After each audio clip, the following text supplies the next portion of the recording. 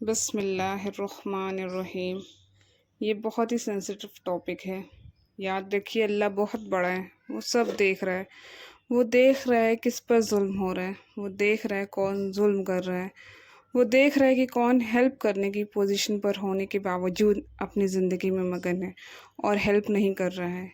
بس اس نے اپنی رسی ڈھیلی کر رکھی ہے ظلم کرنے والوں کی۔ یاد رکھیے سب کا حساب ہونا ہے، ہر چیز کا حساب ہونا ہے، اور اس دن جج صرف اور صرف اللہ ہوگا۔ اس دن کسی کے ساتھ ناانصافی نہیں ہوگی، سب کو انصاف ملے گا۔ ہم بات کر رہے ہیں ڈاکٹر عافیہ صدیقی کے بارے میں، جن پہ ہونے والے ظلم کی داستان سن کر روح کانپ اٹھتی ہے۔ عافیہ صدیقی ایک بہت ہی ہائی کوالیفائڈ مسلم وومن ہے، جس نے اتنے سال جیل میں گزار دیے صرف اور صرف اپنے اسلام کے لیے۔ کہا جاتا ہے کہ ان کے پاس ایسا فارمولا تھا جس سے امریکہ اور بھی زیادہ پاورفل ہو سکتا تھا، بٹ انہوں نے امریکہ کے لیے کام کرنے سے صاف انکار کر دیا۔ آئیے عافیہ صدیقی کے لائف سے ریلیٹڈ کچھ امپورٹنٹ پوائنٹس جانتے ہیں اس ویڈیو کے through. Afia is innocent.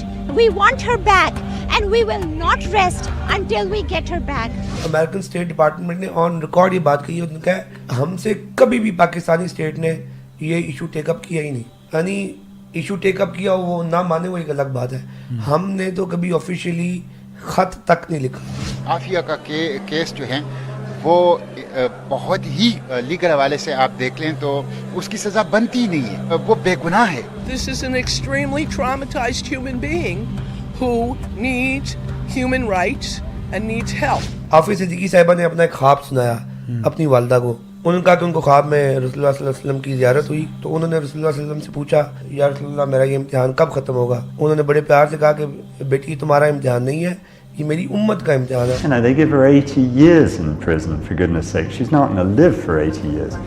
She's not eligible to be set free until she's 115 years old. Doctor Aafia Siddiqui 2003 میں پاکستان سے کڈنیپ ہوئی، مارچ 2003 میں، اور اس کے بعد انیشلی جو ان کی فیملی نے جو بات بتائی ہے کہ پاکستانی گورنمنٹ یعنی جب انہوں نے ان سے رابطہ کیا تو انہوں نے کہا کہ وہ ہمارے پاس ہے اور آپ خاموش ہو جائیں، جس کی وجہ سے وہ تھوڑے خاموش بھی رہے۔ خیر برل 2008 میں 7-8 میں پتہ لگا کہ وہ افغانستان کے اندر ہے، بگرام جیل کے اندر۔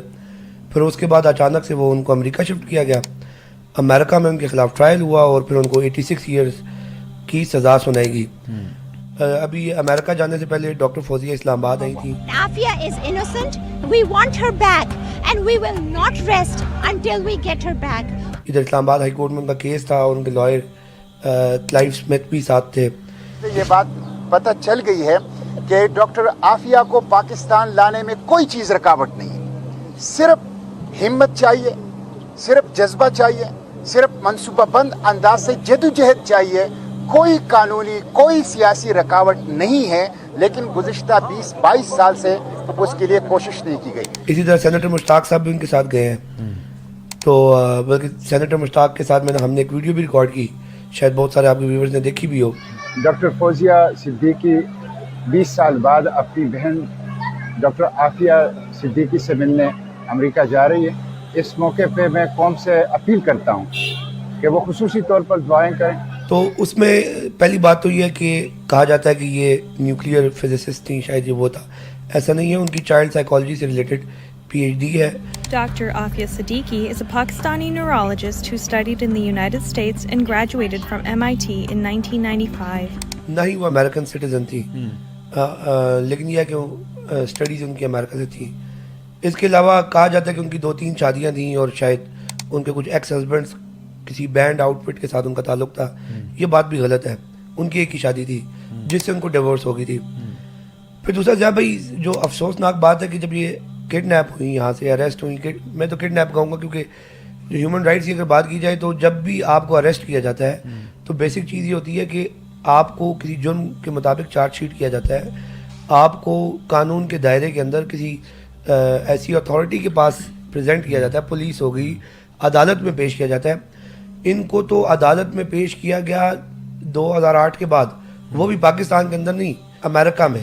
How can a Pakistani citizen be brought from Pakistan to Afghanistan, get shot पीप बह रहा है जख्मों में से, शीज लागिर हुई हुई है, एंड आप उसको अदालत में पेश करते हैं. एक जज कहता है कि this is a case of rendition, you can't shift one person from one New York borough to another New York borrow.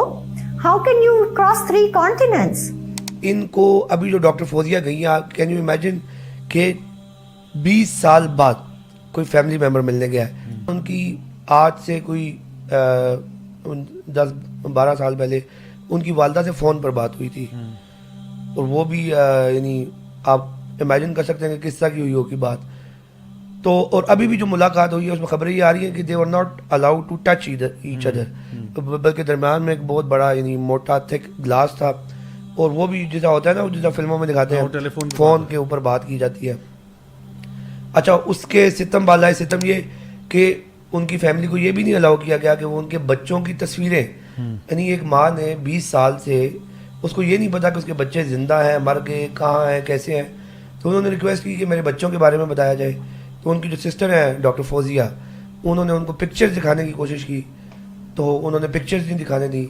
तो यानी ये अगर आप ह्यूमन राइट्स की बात करें तो यहाँ पे तो बिल्कुल बेसिक जो ह्यूमन राइट्स हैं वो भी नहीं दिए गए. किस मुंह से मैं क्या कहती, लेकिन उसको गले लगा के उसका कुछ गम, उसकी कुछ तकलीफ तो अपने सर ले सकती थी, लेकिन उन्होंने नहीं इजाज़त दी. शीशे में से मैंने कोशिश की, बहुत खुशामद की कि बच्चों की तस्वीर तो दिखा दूं कि वो कितने बड़े हो गए, 20 साल बीत गए, जवान हो गए. उन्होंने नहीं दिखाने दी. जो इनका केस है पूरा, इनके ऊपर जो चार्जशीट अमेरिका में हुआ उसमें इनके ऊपर टेररिज्म के चार्जेस नहीं है. ये भी एक बहुत बड़ी मिसकंसेप्शन है कि ये इनके ऊपर टेररिज्म के चार्जेस है. अगर टेररिज्म के चार्जेस होते थे तो कुछ ना कुछ बात समझ आती कि यार चलो, और फिर हम भी शायद कहते कि शायद वाकई कोई ना कोई ताल्लुक रहा हो. ऐसा कुछ भी नहीं है.